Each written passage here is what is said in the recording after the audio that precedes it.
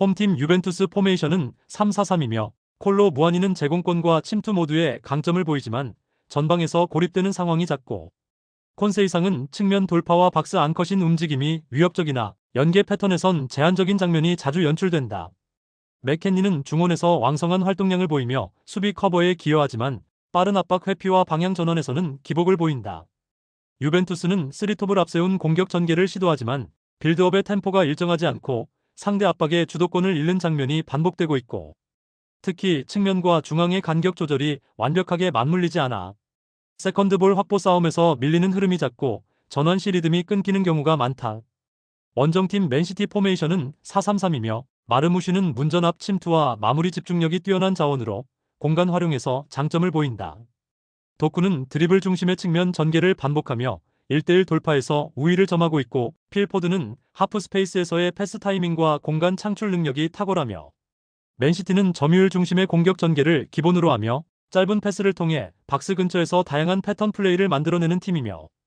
특히 중원 3명의 유기적인 위치 교환과 볼 운반 능력이 뛰어나며 공격 전환 시 상대의 수비 라인을 끊임없이 흔드는 흐름을 유지하고 있고 수비 전환 속도도 매우 빠르기 때문에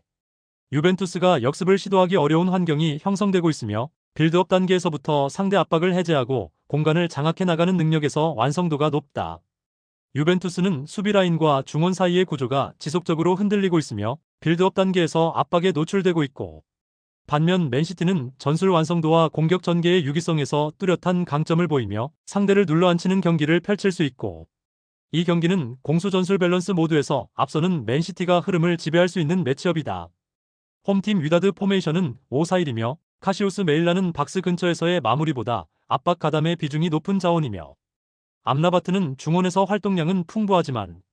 패스 전개의 연결고리로서 역할 수행에는 아쉬움이 있고 무바리크는 후방 커버와 수비 라인 안정화를 도모하지만 전진 전개 시 패스 선택지가 제한되는 문제가 존재한다. 위다드는 5명의 백라인을 기반으로 수비 밸런스는 확보되어 있으나 공격 전환에서의 창의성과 속도 모두에서 아쉬운 장면이 자주 발생하고 있고 특히 후반에는 수비 집중력은 유지되지만 상대 박스 근처에서의 유의미한 침투는 만들어내지 못하며 점유율 확보 이후 찬스 연결이 둔탁해지는 흐름이 반복되고 있다. 원정팀 알-아인 포메이션은 4-3-2-1이며 브라이미는 역습 상황에서의 돌파력은 있지만 조직적인 전개 속도에는 제약이 있고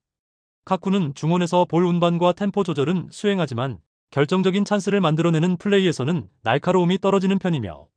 박용우는 수비형 자원으로 상대 빌드업 차단에는 강점을 보이나 탈압박과 전진 연결에선 고전하는 모습이며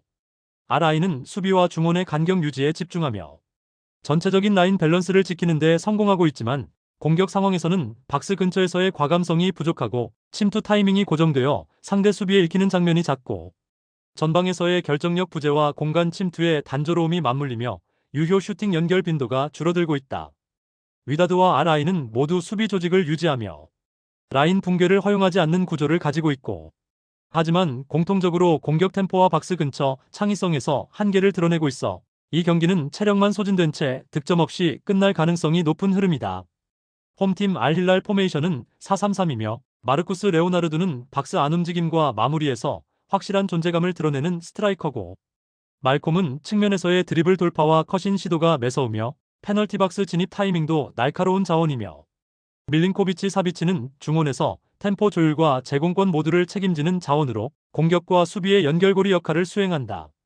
알힐랄은 하프라인부터의 압박 타이밍이 탁월하고 전방 자원의 움직임이 매우 유기적이라 박스 근처에서 다양한 패턴이 만들어진다. 특히 빌드업이 빠르고 직선적이기 때문에 수비 전환도 빠르며 상대 진영에서 경기를 풀어가는 데 능숙하다. 원정팀 파추카 포메이션은 4-2-3-1이며 론던은 제공권 싸움에서는 강점을 보이지만 박스 안 움직임이 정적이고 속도 변화에 적응이 느리고 도밍게스는 중원에서 볼 탈취 능력은 있지만 전개 속도와 방향 전환에서 기복이 크고 케네디는 측면에서 스피드는 있지만 크로스 정확도에 한계가 있고 파추카는 전체적으로 수비 시 블록을 형성하려는 구조지만 중원에서의 압박 회피 능력이 떨어지며 전방 전개 연결이 매끄럽지 못하며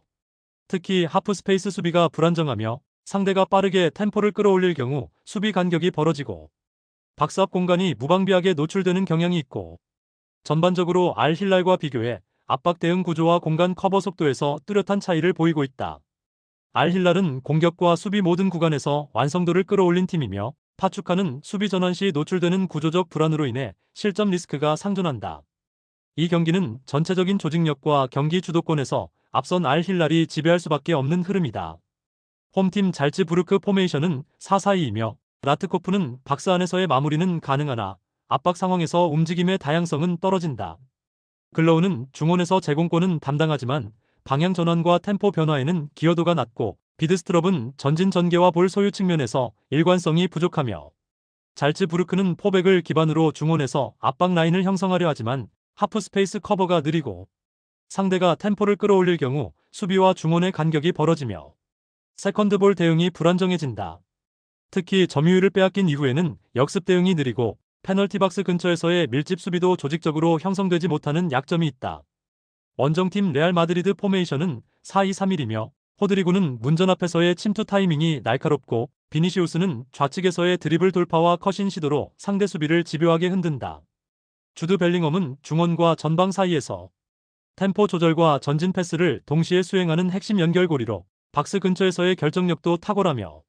레알 마드리드는 점유율 장악을 통해 상대를 진영 깊숙이 몰아넣는 전개가 가능하며 박스 근처에서 유기적으로 공간을 창출해 다양한 슈팅 시도를 가져가는 전술 구조를 갖추고 있고